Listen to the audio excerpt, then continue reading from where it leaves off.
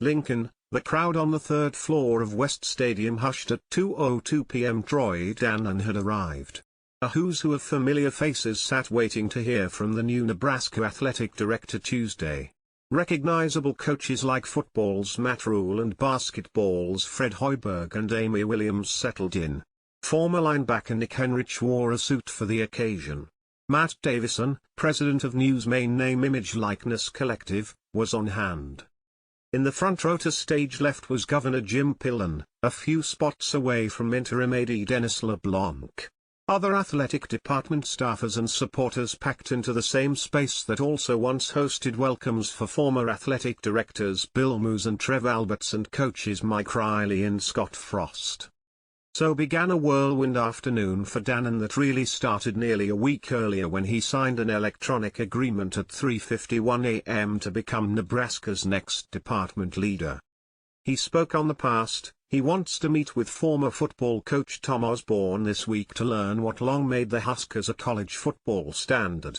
The 57-year-old laid out how the hiring process quickly came together for him and his family to make one more surprise move from Washington to Lincoln. He described a college sports future that may not resemble the current landscape. All of it centered around how to be successful now in an ultra-competitive athletics environment. It wasn't just about coming home, said Dannen, who lived in Iowa for 48 years. It was about coming home and winning. Dannen's 17-minute introductory speech, and 36-minute session with media members inside the Hawks Center soon after, came following a crash course in Husker fandom since his hire March 20. He flew to Memphis to meet Hoiberg at the NCAA men's tournament and did the same in Corvallis, Oregon, with Williams on the women's side soon after. He dropped by Haymarket Park and Bowlin Stadium to catch a few innings of baseball and softball. Fan bases make stuff happen, said Dannen, who saw thousands of red-clad backers at each stop. I call it the give-a-darn factor.